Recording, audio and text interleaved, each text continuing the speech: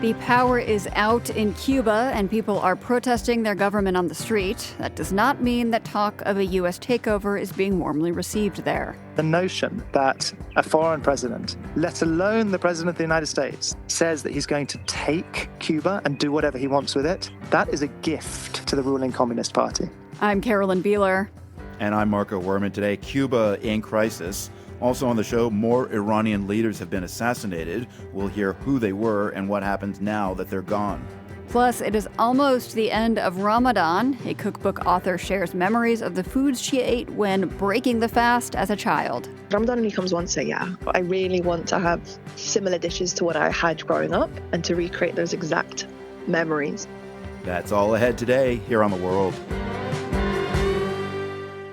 This is The World. I'm Marco Werman. And I'm Carolyn Beeler. Thank you for being with us today. The news from the U.S. and Israeli war in Iran is coming fast and furious. In the U.S., the director of the National Counterterrorism Center, Joe Kent, has announced his resignation, saying that Iran posed no imminent threat to the United States. Also, Iran has vowed not to release its grip on the Strait of Hormuz and therefore global oil markets. Meanwhile, Israeli Prime Minister Benjamin Netanyahu announced on television that Israel's military has killed a top Iranian official. Netanyahu said Ali Larijani was, quote, the boss of the Revolutionary Guards, which is a gang of gangsters that run Iran, end quote. He added that Israel is weakening the Iranian regime so that the Iranian people can remove it. The world's Shirin Jafari joined me today with the latest. She started by explaining who Larijani was. Ali Larijani was a conservative politician and a longtime insider of the Islamic Republic. He was very close to the late Supreme Leader. And the Supreme Leader had personally placed him in some key positions.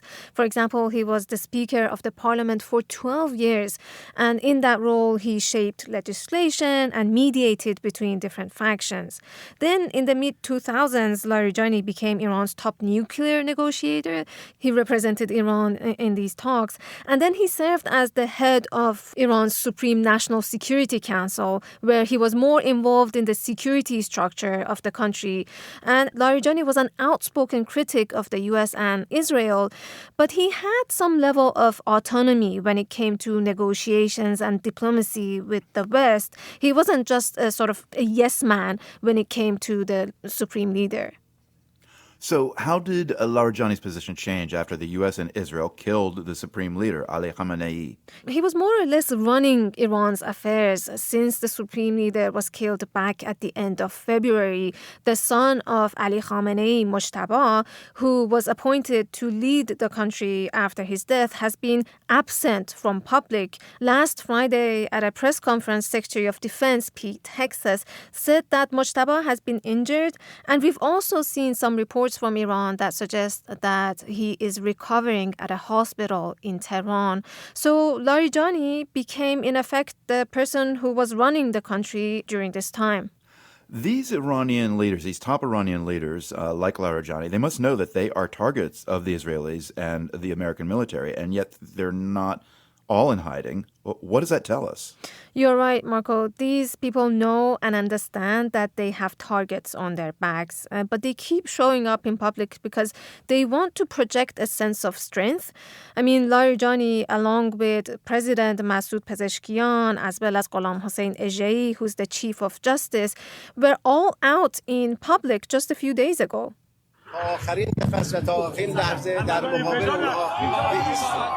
Here, the Chief Justice was giving an interview with the state TV when a bomb goes off nearby. He doesn't flinch and carries on with his message, saying that people are not scared of these attacks and they will carry on undeterred. One reason that these officials show up in public is that this is a way for them to show that they have things under control and that there is no power vacuum. How has Larijani been viewed publicly? He's part of the establishment that does have some support base inside Iran. But for the majority of Iranians, they see people like Larijani as being responsible for their misery. You might recall that back in January, there were major protests across Iran. People came out to the streets protesting the high prices. Larijani was a key person who was responsible for the crackdown on the protesters. Thousands of people were killed. Some others were arrested. So for many Iranians, Larijani was a hated figure, and they really won't mourn his death. So Larijani, as you said earlier, Shirin, was at one point involved in negotiating a nuclear deal with the West. How could eliminating people like him impact any future off-ramp for this war and any future deal? It's hard to know for sure. I mean, if the killings of officials continue at this rate, will there be a government in place to negotiate with? That's a question that we don't have an answer to right now. But what we know is that at least one other official was killed last night. That's Gholam Reza Soleimani, who heads a powerful paramilitary force inside Iran.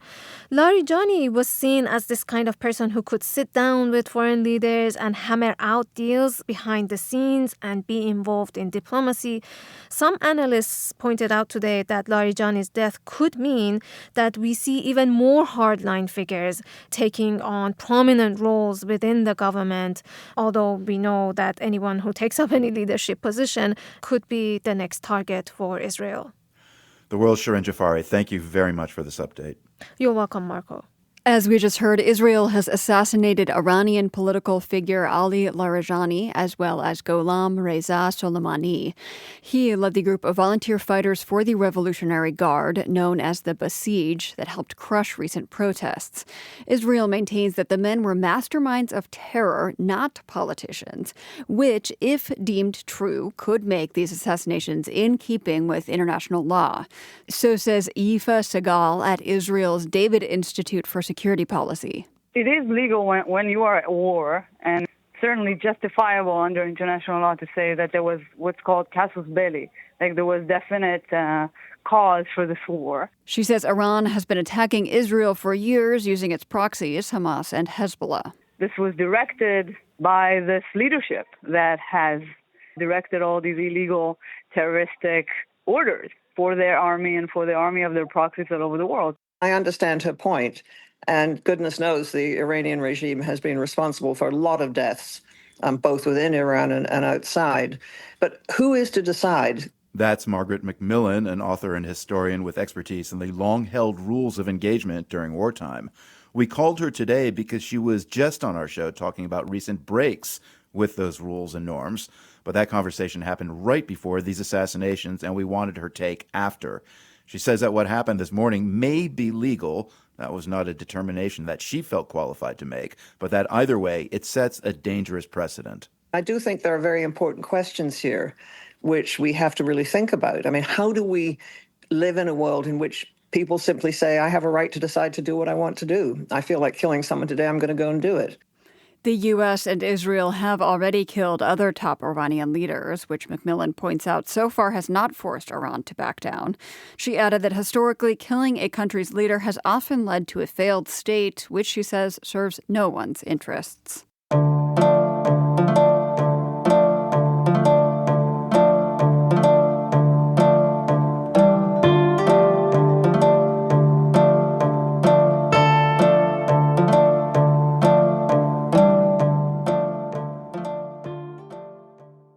Since the U.S. and Israel unleashed their war against Iran, the ripple effects have been steadily spreading across global travel. Every day, airlines are canceling flights due to aerial conflict in the region, along with drone strikes closing airports across the Middle East. Oil prices are also rising, which has some countries calling for workers to stay home to avoid gassing up their cars. The world's transportation correspondent Jeremy Siegel has the latest. When the U.S. first attacked Iran late last month, it was a shock to the airline industry. The unfolding situation in the Middle East has triggered flight disruptions around the world, with major airlines canceling flights, leaving passengers stranded. Countries across the region closed their airspace, tens of thousands of people stuck with no way to get home. In the weeks since, the industry has fought to establish some semblance of normalcy, and evacuation flights have successfully repatriated international travelers from major Middle Eastern hubs. But industry analysts say ongoing strikes, especially drone attacks at or near airports, have caused more than a bit of turbulence. There's a few different ways that flights have been affected. If we're talking about airlines that operate to the region, the schedules are an absolute disaster. Ian Pechnick is with Flight Radar 24, a site that analyzes flight patterns around the world. Yesterday, we saw a drone attack that struck a fuel tank near Dubai International Airport. The Iranian attack forced officials to close the UAE's airspace, causing several international flights already in the air to make dramatic U-turns. So we see a dozen flights turn around en route to Dubai and go back to places like Edinburgh, London, Lisbon, Frankfurt. So it's an 8 to 10 hour flight to nowhere, basically. Pechnick says the incident put into sharp perspective just how tenuous the situation is for international air travel at the moment, with Mideast hubs getting attacked, quickly returning operations to normal, then reopening for travel, only to be shuttered after another strike. It's forced the industry into a difficult financial situation. Some carriers are avoiding the region entirely for long-haul paths between Europe and Asia. They're either traversing a northern corridor through Turkey, Georgia, Armenia, and Azerbaijan, or a southern corridor through the Mediterranean, Egypt, and Saudi Arabia. Those alternative routes are costly, as are those U-turns for flights. Airlines only make money when they're flying, but if they have to fly from location A to location A again, they're not making that money. And that becomes a real problem as these conflicts go on. According to the World Travel and Tourism Council, the conflict is costing the travel industry up to $800 million per day. Individual Middle Eastern carriers are losing $200 million daily. On top of that, there's the rising cost of fuel. 20 million barrels of oil per day are no longer making it to the market. That's Patrick Dahan, who heads up petroleum analysis for GasBuddy. And that has caused a massive shift in supply and demand. Oil prices have skyrocketed because of the sudden jolt and reduction in available oil supply, and that has pushed up prices across the globe for anything derived from oil. That includes jet fuel. Dahan tells me air travel has been particularly hard hit, with oil transport nearly cut off in the Strait of Hormuz, a critical shipping lane between Iran and Oman. Jet fuel prices in some instances are up double that of gasoline, approaching $1.50 a gallon increase in the last 12 days. Fuel for planes is particularly vulnerable because the supply is tighter than regular gasoline, and diversions due to the conflict are burning up even more fuel than usual. Still, drivers across the world are feeling the effects of the war too, with prices at the pump jumping by up to 25% globally. Dahan says countries that rely directly on oil shipments from the Strait of Hormuz have seen the sharpest jumps, particularly in Asia. Those are countries that have already started to put, in some instances, use restrictions on consumption because the risk of disruption is significant. India, Bangladesh, the Philippines, Thailand, and China have instituted gas consumption restrictions, energy-saving measures, or fuel rationing. In Pakistan, essential services ko chhodkar baki tamam jagon par Prime Minister Shehbaz Sharif has ordered half of public sector employees to work from home, introduced a 4-day work week, and closed schools for 2 weeks to conserve energy. Sri Lanka just introduced a similar measure for public workers, making every Wednesday a holiday for the foreseeable future. And analysts say we're likely to see even more countries take these steps as the war drags on. For The World, I'm Jeremy Siegel.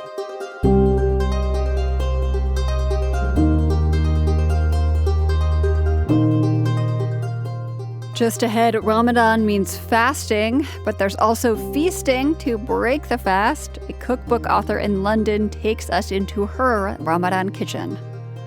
You're listening to The World.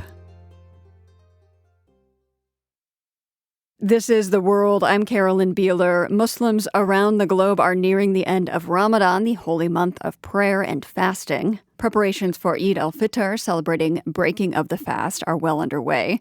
The holy month is about much more than food, but as with so many holidays, food is important. Chef Ilhan Mohammed Abdi has written a cookbook for exactly this time called The Ramadan Kitchen, Nourishing Recipes from Fast to Feast. She joins me from her home in London. Ilhan, thanks for being here. Thank you for having me. So I want to start with the first meal of the day during the month of Ramadan, eaten before sunrise. You write in your cookbook that when you were little, those pre-dawn meals felt sacred. Can you tell me how? Sure. So when I was younger, I wasn't fasting. I wasn't at an appropriate age to fast. But my older siblings and my parents would be awake at the crack of dawn, getting ready to start eating, and I'd sit at the top of the stairs and I'd see the lights on and everyone making noise, and I'd want to join in. So I was allowed to join in and eat something, but obviously I wasn't allowed to fast, and my daughter currently does the same thing. What is the recipe, if you had to pick one in this section of your book, that you most identify with suhoor, this pre-dawn meal? I'd probably say saren, which is like a barley porridge.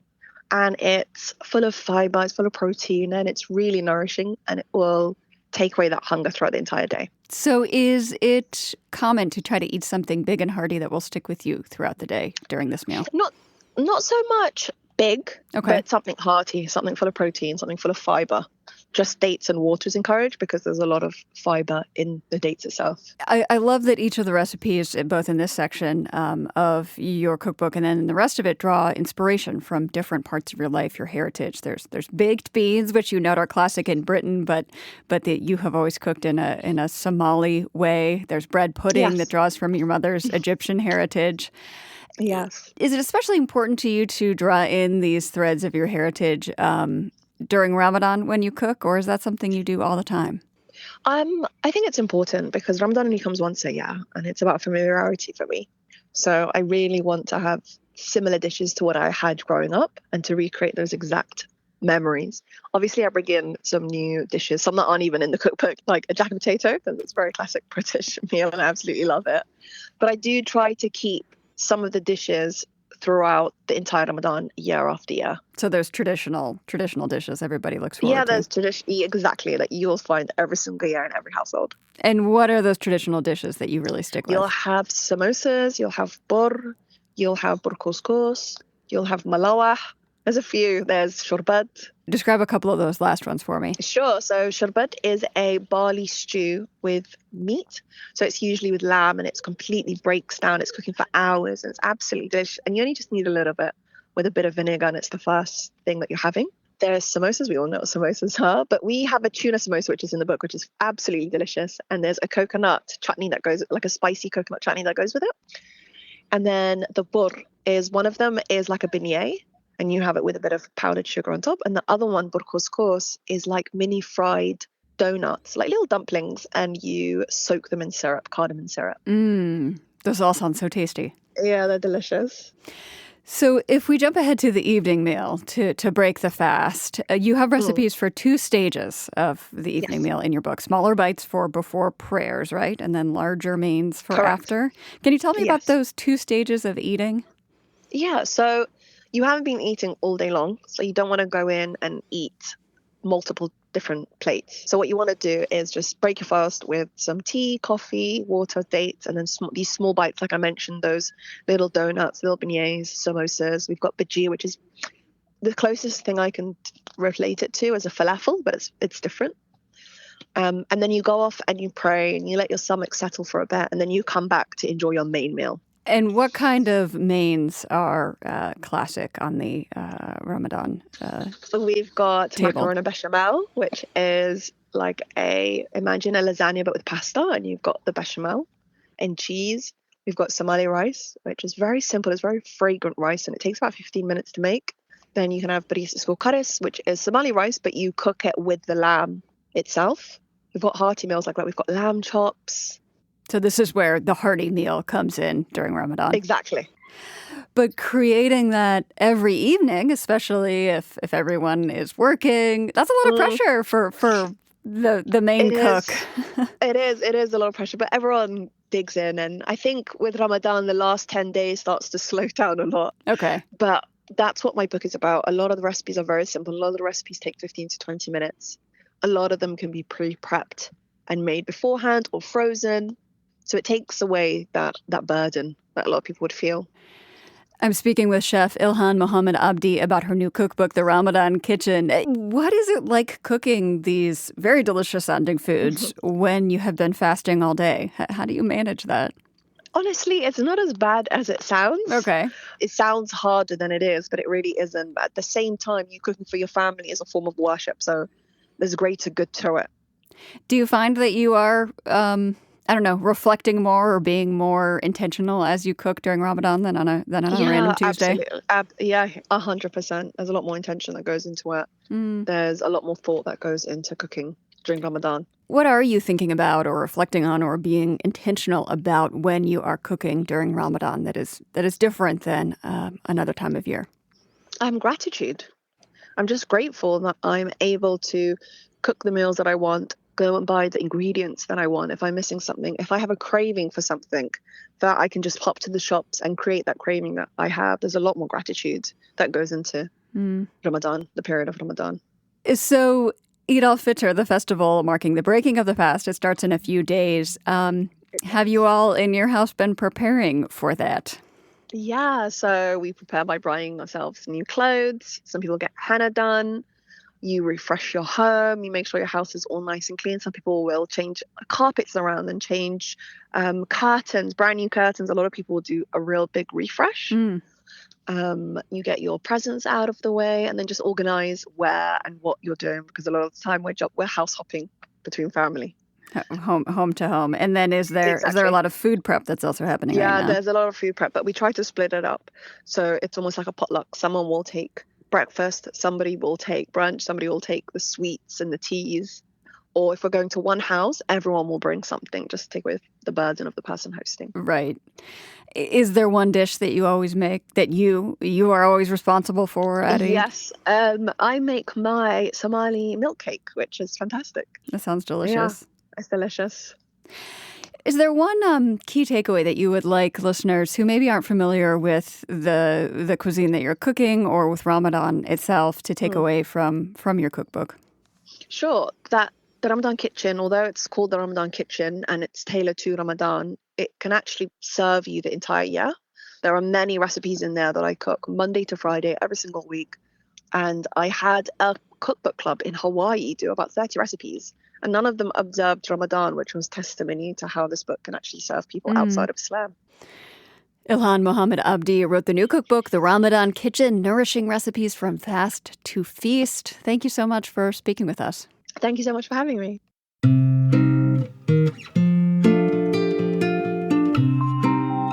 We've got more global stories coming your way. Stay with us. You're listening to The World.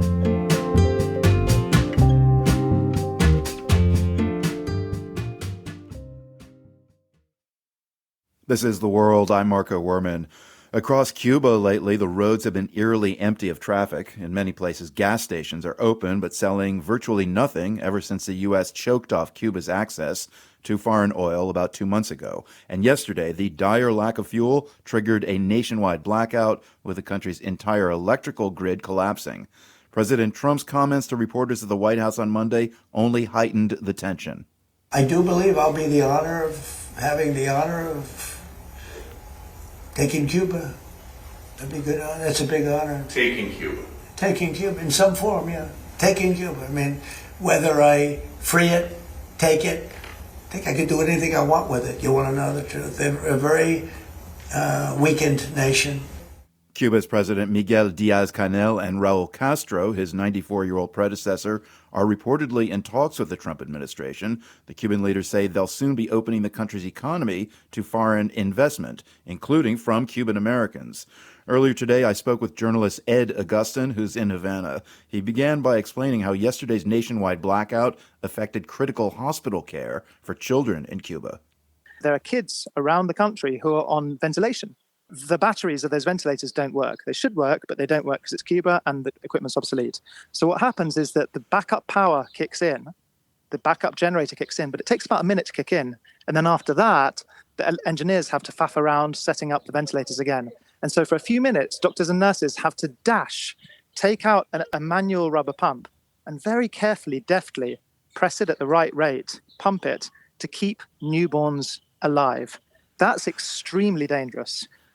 When I was speaking to an anesthesiologist in Cuba's top pediatric hospital, when there was a near national blackout 2 weeks ago now, he told me that he was literally operating a newborn and that in the middle of the operation, the screen of the machine he was using to register the newborn's vitals went out. And he told me, quote, "It only goes out for a minute, but you feel like it's an eternity because you cannot monitor the baby's vital signs." You can broaden it out as well. Mortality of children under 5 is less determined by the hospital systems, so I've been told, and is more determined by the quality of food, quality of water. And that is being directly attacked as well by US policy. Right now, because no fuel can come into the country, tractors don't have diesel. They can't harvest. Even when food is produced and it can't get to market because there's no diesel. I'm seeing when I go to markets, prices rise. I'm seeing that vegetables are more wilted. With even more power cuts, the small amounts of food that people can buy goes off more quickly, spoils. And the trajectory is that things are getting worse. Those are some mind-boggling knock-on effects from this fuel deprivation. Now, Cuban officials have been talking about big economic changes for the island. What is being put on the table? So this is really interesting. The Trump administration has been talking about for weeks, we could even say boasting about, how a deal has been in the works and that Cuba and the United States are quote-unquote close to a deal. Last week, for the first time, the Cuban government recognized that negotiations are indeed underway. And last Thursday, we saw a prisoner release, 51 prisoners due to be released soon. And crucially, the Cuban government said that the Vatican was involved. The Vatican here is a player because 12 years ago or so under the Obama administration, it was the Vatican that was the guarantor of negotiations between the US and Cuba, because, of course, these are two foes that do not trust each other. Yesterday, we got another piece of the puzzle slot in. Donald Trump had talked for weeks about how the deal would have something for Cuban Americans, for Florida. And we saw the vice prime minister yesterday in Cuba, interviewed by NBC News, announce that Cuban Americans would have from now on a mechanism to be able to invest directly in the Cuban economy. And so I think we're seeing what might prove to be the beginnings of a deal, similar to the Venezuelan model, allowing the ruling government to stay in place, but instituting economic changes that the United States government has been pressing for a long time. So just one sidebar note on this plan. Reports suggest the government was going to make this announcement last night, but the blackout may have cut off the TV transmission. So is the plan for these changes delayed or is it on?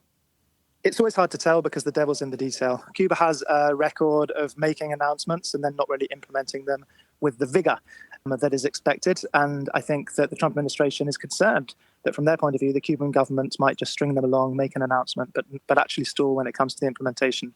I think big picture, though, the Cuban government has been in the process of tentatively reforming and privatizing parts of its economy for a number of years and opening it to private business. In 2021, for the first time, Cubans could incorporate their own companies and can employ up to 100 people. That would have been unthinkable in Cuba 10 years ago. So before outside investors could step in, though, the U.S. would have to issue licenses to allow investments in Cuba. They'd also have to ease restrictions on travel and doing business on the island. So do Cubans expect this opening to change conditions on the ground rapidly? I think most Cubans dare not hope anymore because they hoped 12 years ago under Obama and their dreams were crushed. And I think that what is dominant in Cuba when you speak to people is not fear, although it's there. It's despondency and hopelessness.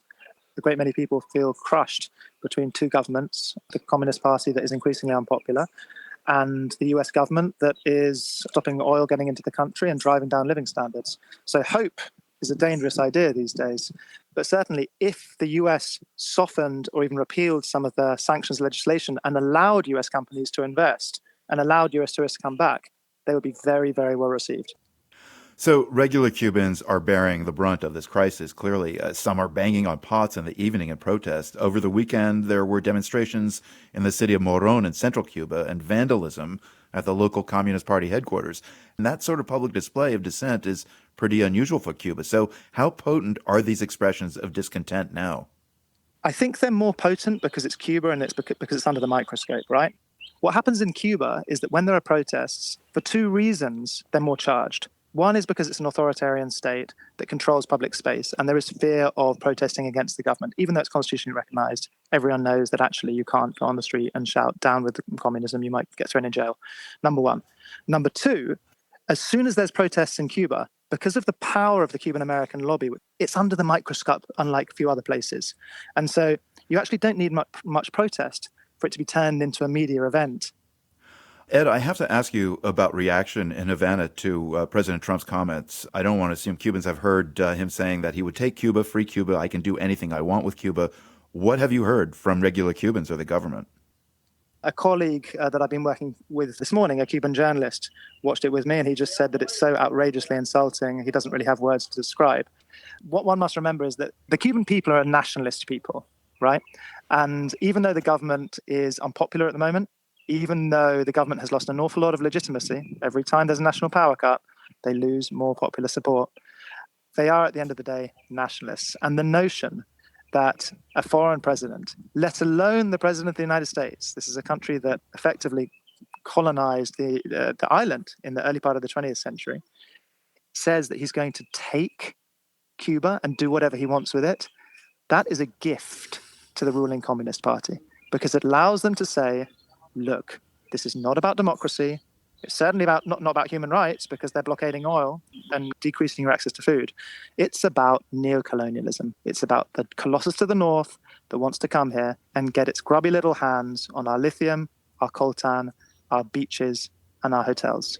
So I think that sort of provocative talk might well fly well with Miami, but I suspect it actually helps the Cuban government at a time when it's really looking for talking points to bolster the little legitimacy it has on the island. Yeah, so to those words, though, take Cuba. What are the risks Washington would run if it tried to force Cuba's communist government to surrender? What might a forced transition unleash? Well, we have the one example from Bay of Pigs in 1961. The CIA trained and financed and organized a paramilitary intervention with Cuban-American exiles at the time, and they were militarily defeated. The first and only time in Latin American history that a Latin American army and militia has beaten back a US-backed invasion. We live in different times now. The government was very popular back then, the Cuban government. It's not now. And I think it's pretty clear amongst analysts that, unlike Iran, if the US was to militarily intervene in Cuba, it would be a doddle. You know, they have some equipment that they can barely train with, and they don't have petrol. But I don't think there's appetite for military intervention in Washington. And certainly a kind of pulling a Maduro. Delcy Rodriguez. Just kidnapping one of the leaders isn't really viable here, because they don't have the intelligence, I think, from what my sources tell me, to be able to pull it off. And so that means if you don't have the military option on the table, and you're just going to economically strangle the economy until the government comes to the table, well, if they don't want to come to the negotiating table, or if they don't want to agree to your demands, then there's not really that much you can do. And that's one of the amazing things about Cuba for the last 2/3 of the century, that this is the government that the US has tried to overthrow for longer than any other government in the world. And amazingly, they haven't been able to do it because they're not willing to commit to the military option, at least directly. And their pressure cooker strategy of driving down living standards to get the wretched people that live here to rise up and overthrow a government they don't like doesn't work, because also there's hardly any organized opposition in the country. In other words, the regime changes in Miami that have long controlled US policy towards Cuba, that have long captured it, have never been able to articulate the mechanism by which regime change would take place. If there's no opposition, how are you going to get a government in waiting to take control? That's the question they've never been able to answer. And at this point, there's no sign that mechanism exists, which is why perhaps they're talking and trying to come to a different modus vivendi. Well, the electric in Cuba is unreliable, but evidently the birds carry on. Journalist Ed Augustin, based in Havana. Thank you very much. Cheers, Marco. Bye-bye. This week on the program, we're looking at the housing affordability crisis and what it looks like in different cities across the globe. Today, we go to Johannesburg, South Africa, to check out efforts to make good on a promise. When South Africa became a democracy, it made a lot of commitments to address the inequalities that apartheid had created. One was adequate housing for everyone. A nice idea, but no small task. Elna Schutz in Johannesburg has this report. We call it mkuku, a small shack made of corrugated iron walls and whatever materials you can scrounge together. It's usually in an informal settlement packed tightly with others or in the backyard of a brick house. It's a one-room shack. We bath, we cook, we sleep. Dining room it's everything. We in a bucket. It is difficult. It is so difficult. Tobeka Mabel Kappa laughs easily, but her housing situation in Diepso, Johannesburg is not entirely funny. She lives with her daughter and 3 grandchildren. They all survive on her pensioner's grant, which comes to around $135 a month. Over a quarter of that goes to rent. And it's too expensive. You got to pay rent. If the electricity is gone, you got to buy paraffin. Paraffin, that's oil for lighting the stove. It's too much. I couldn't afford it. But just recently, she got life-changing news. They called me last week. Are you Tobeka? And I said yes. It was the local housing department telling her she could come get the keys to her brand new apartment. She was so excited that she came 2 hours early to the Riverside development. It's a massive complex of identical grey and white apartment blocks next to a shopping mall. I was so happy, super happy. Not even for me, for my grandchildren, to have a house. And I saw the flat. It was so nice. They're going to have their own toilet, bath, because we used to go outside and it was filthy. Once they're able to move into their new home, she says she will be able to live safely and with more dignity. But after paying utilities and other expenses, she hopes she'll also have more money to spend than before. This is the hope of most of the lucky people here, as well as many others who are waiting. It would take around 2.7 times the average income to afford the average house in the city. 1, 2, 3. There's happy tears as a local politician snips a gold ribbon and hands over the keys. The apartment is small, 2 modest bedrooms and 1 living and dining space, but it has a bathroom and running water. Oh, it's a big present ever I've seen in my life. Oh, I'm glad. I'm so glad. It's been such a long time. Felicia Lungiswa beams with joy. This is the new home for her and her 27-year-old daughter, who requires significant care for disability.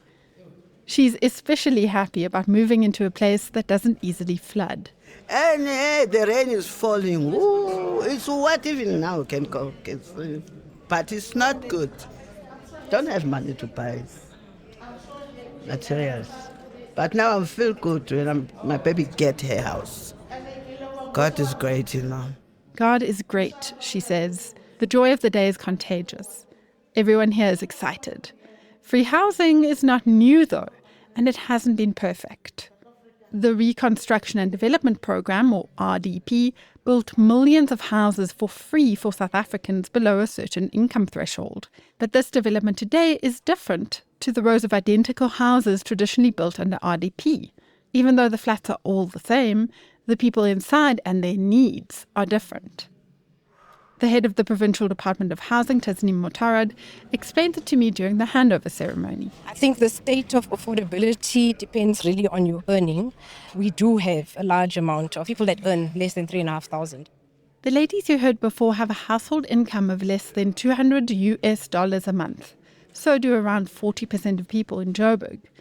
They are receiving the units completely free under RDP, but their neighbors may be renting or even buying them, depending on their income. In developments such as these, we build both subsidized and non-subsidized. Non-subsidized would be rental stock or even bonded houses that people above the threshold can apply for bonds to be able to buy outright.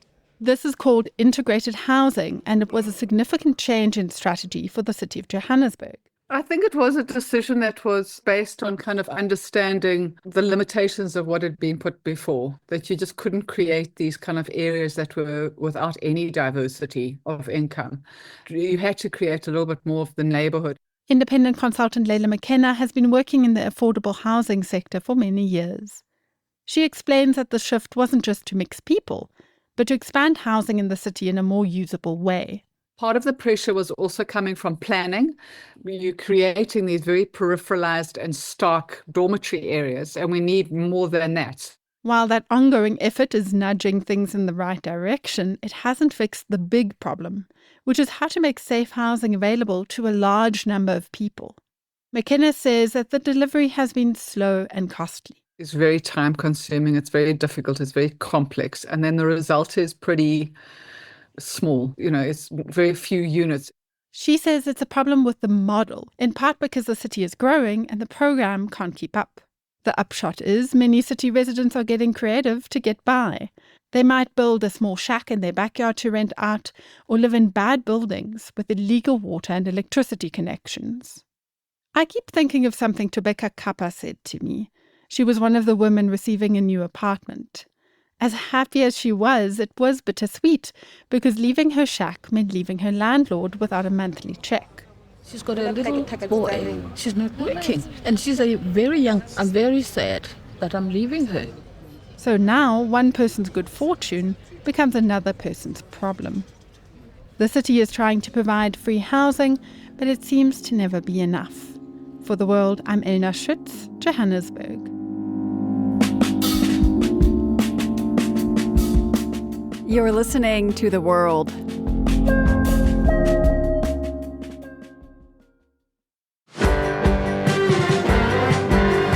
This is The World. I'm Carolyn Beeler.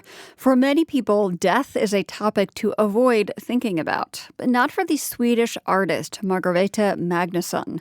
In her 80s, she wrote her first book, The Gentle Art of Swedish Death Cleaning.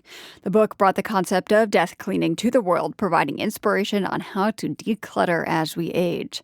Magnusson passed away last week at the age of 91. Earlier today, I spoke with her daughter, Jane Magnusson, from Stockholm. She started by explaining just what death cleaning is. Death cleaning is getting rid of your stuff before you die so that other people don't have to take care of all your crap. It's a thing in Sweden, right? It's not just your mom. No, I mean, elderly women all over Sweden usually do this. And that it's women, it's usually the men who die before them, and they start having to clean up after them. But then nobody cares what old women do. So it didn't become really a concept in the way that it is now until my mother wrote about it. Mm. But she wasn't alone in doing this. She just brought it to the rest of the world. Yeah. And now it's in the Swedish National Dictionary, and I think even in the US dictionary.com. It took the world by storm because it's such a good idea.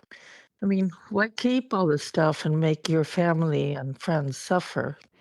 And it might sound depressing if we call it death cleaning, but your mother didn't want it to be. She said once it should be joyful and interesting. How did she make it joyful?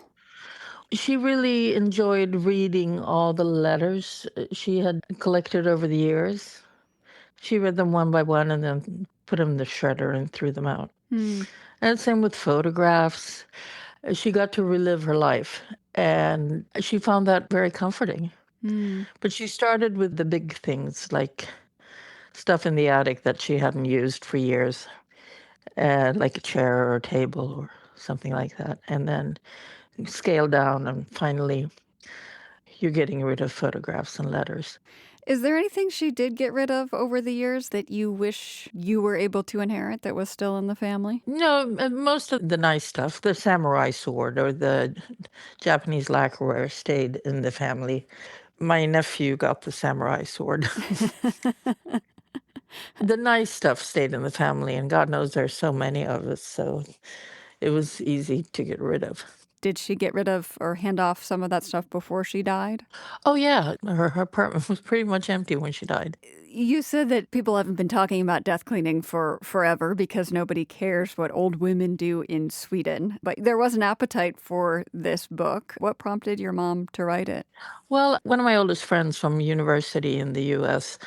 and I were having lunch in New York, and he was moaning about how much stuff his parents had collected over the years and that he was going to have to quit work for weeks to just clear it up. And I said, well, I don't have that problem. And he said, how come? And I said, well, my mother is death cleaning. And he said, what's that? And I told him, and then he said, I think there's a book in that. Can she write? And I said, I don't know. Let's see. And I went back to Stockholm and asked her if she could write about it. And she's like, yes. And it took her 3 months. Wow. And she was able to sell the book in over 30 countries. Did your mom talk about death a lot? Yeah, she and I talked about it all the time. Did you find that helpful? Yeah, absolutely. And now that's why I'm able to talk about her with so many people, because, it's sad that she's gone, but it came as no surprise. And she and I had talked about it so much. And I knew I went to see her at her elderly home in Gothenburg a couple of days ago before she died. And she knew it was coming. And it sounds like maybe you were both somewhat at peace with that. Yeah, well, we're all going to die. Even you are. So there's no point in shutting your eyes to that fact. So I understand, correct me if I'm wrong, that she was death cleaning basically your whole life, as long as you can remember. Yeah. How did you see this when you were younger? Like, when you were a teenager, and were you rolling your eyes? Like, why are you doing this? No, I wasn't rolling my eyes. We had just moved to Singapore, and not all my stuff showed up, but it was stuff I didn't really want. And so she had gotten rid of it. And when you're a teenager in Singapore, you don't really care what your parents do, as long as they don't ground you all the time. In Singapore, she drove around in a little white convertible MG and had sunglasses and a scarf around her fabulous hairdo and smoked cigars. And that was more what I thought about. Everyone, when she picked me up from school, would be like, who was that? Oh, it's my mom. So your mother followed up her first book with her second, The Swedish Art of Aging Exuberantly. Yes. How would you define what that art was to her? Well, it's very practical advice. It's like, eat lots of chocolate. That's a chapter.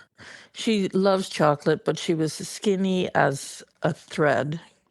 And she's like, oh, I'm going to die soon. I'm just going to eat chocolate now. And she did. There was chocolate in every drawer of her house. Wow. And she also had another chapter on wearing stripes. Because when you're an elderly woman, you don't want to look like an elderly woman, but you don't want to look like a young girl either. But stripes are quite cool. They make you look active and a little bit sporty without making you look foolish. So she always wore stripes.